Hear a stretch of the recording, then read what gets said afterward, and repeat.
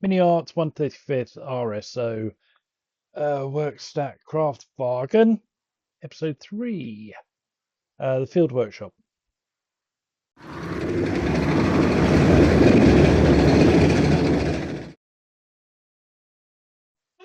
Hi everyone, and welcome back to the channel. And if you're new here, it's really good to have you with us. Right, a bit of a different video this time. In the past, when I've built models, I tend to get bored quite quickly and tend to just miss out stuff, especially small bits and pieces. And now obviously this model that I'm building now has got lots of small bits in it, so I thought what I'd do is I would stop the build and just concentrate on all the tools and equipment that are going to go into the tool shed on the back of the vehicle. I also thought it would be a good idea to challenge myself to see if I can paint them all just in acrylics. So no oil paints, no enamel washes, just acrylics. So let's get into it. Here's the magnitude of the task that I faced. So there are all the bits assembled and cleaned up and ready for priming. Now there's going to be a lot of rust, quite a lot of wood. So I thought the best primer to use would be VMS Mahogany Brown, which went down really well.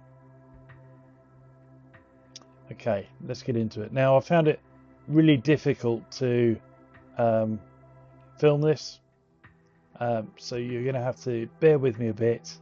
In fact, I gave up for most of it, so there's a showcase at the end of everything I accomplished. So let's get on to painting the steel. So this is AK 3rd Gen natural steel with equal parts chocolate brown, and I wanted a really nice worn, not necessarily rusty, but a dark metallic finish. I didn't want any of the tools to be new. They've all got to be old, and I love the atmospheric pictures you get of old tool sheds with things hanging up on the walls and cobwebs all over the tools in the corner and that sort of thing. So I had a bit of an experiment, and this colour seemed to work. You can see it's got a nice, almost like a metallic brown colour. So this I will use as my base coat for everything that's metallic. So the axes, the spanners, the G-clamp, the toolboxes, everything. And then onto this we will do our effects. So here's a big spanner, and again just getting the same coat. And these paints are amazing to brush paint. They go down really smoothly, and they work really well in a wet palette, which you will see very soon.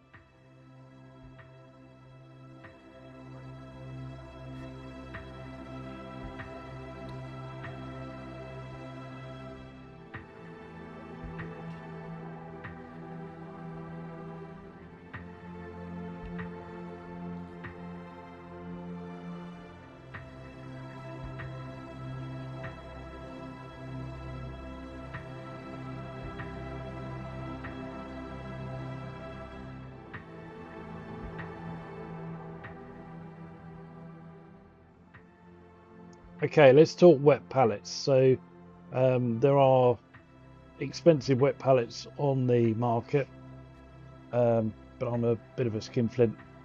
I've been using this for ages. It's just a Chinese takeaway box with some wet paper towel at the bottom, and then some greaseproof paper over the top.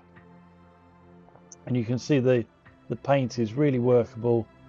It stays moist and workable, and you can use the greaseproof paper for thinning your paints and mixing paints and that sort of thing. So here you can see how difficult I find this to film. I'm just applying some rust washes onto the surface of the metal and just building it up in very, very thin layers. Really, there's hardly any paint on my brush, but just working it in and just building up some surface texture on the axe. And it's quite good having lots of things on the go at once, so that while one's drying you can move on to the next one. So I'm building this dark rust color into the surface and then leaving it towards the head of that wrench, so it's filling in that shadow, and then I'll come back in and I'll work in some more colors.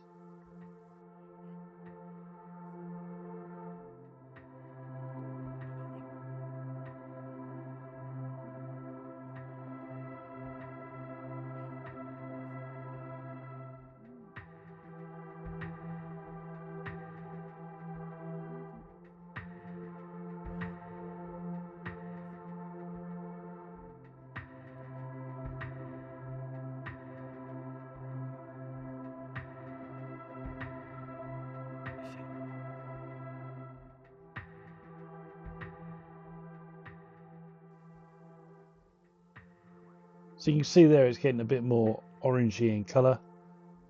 This is me trying to do a close-up, but you couldn't really do it very easily. But just building in some orange tones into the rust, making it look really worn and old.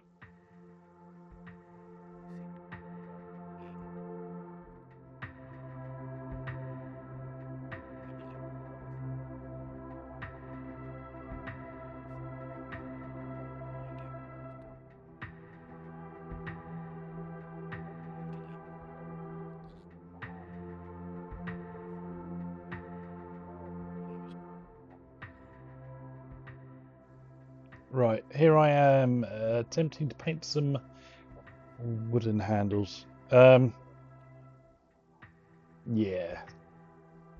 that's not working. Might be working? No,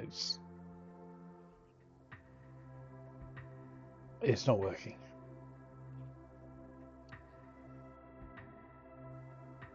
So I gave up with filming, and just got down to some hard work, really. And 6 hours later, let me show you the results. So here's the workbench, painted it warm grey, and then I did some wood grain with flat earth, and then some filters with chocolate brown. Really happy with how that came out. Nice muted colours, nice dusty environment. Here are the axes that you saw me painting earlier. I got some nice wood grain effects, again with various shades of brown. Here are the toolboxes. They came out really nicely, especially the one filled with all the spanners and tools. Really happy with them. Here's the anvil. Nice shiny surface on the top, as if it's been used, and then a bit of rust around the bottom. There's the pillar drill. I've had an idea about that, which you'll see at the end. A little blowtorch, nice old dusty brass. There's the big spanner. It's come out really nicely. Here's the air compressor that I'm really happy with. I found a bit of tubing, so I've just wound that round. That's come out really nicely. And here's the wet palette. After 6 hours, all the paints are still workable, which means that if I need to touch anything up, I've got all the paint still there. yeah, that really does show how useful they can be. And if you're not using one, then they're so easy to make. And here's the finished scene. And there's the idea for my pillar drill, is that I use my pin vise just to drill into some random plastic and use it to make a like metal swarf at the bottom of the drill. Just really, you know, setting the tone and really, you know, increasing the interest. And that's how it's going to look. It's going to be really nice, but obviously we're going to be hidden inside that shed. As experiments go, I think it worked really well. Just proving that you can just use acrylic paints. Obviously I was helped by AK 3rd Gen paints, which are really, really good. Did I miss oils? Yes, possibly. But definitely it's certainly helped me with my painting. It's been a good challenge in that point of view. Anyway, guys, so that's it for this week. I know it wasn't very instructional, but I hope you found it useful, and I hope you're as pleased with all the bits as I am. I think they've all come out really well. Next week, the building will resume.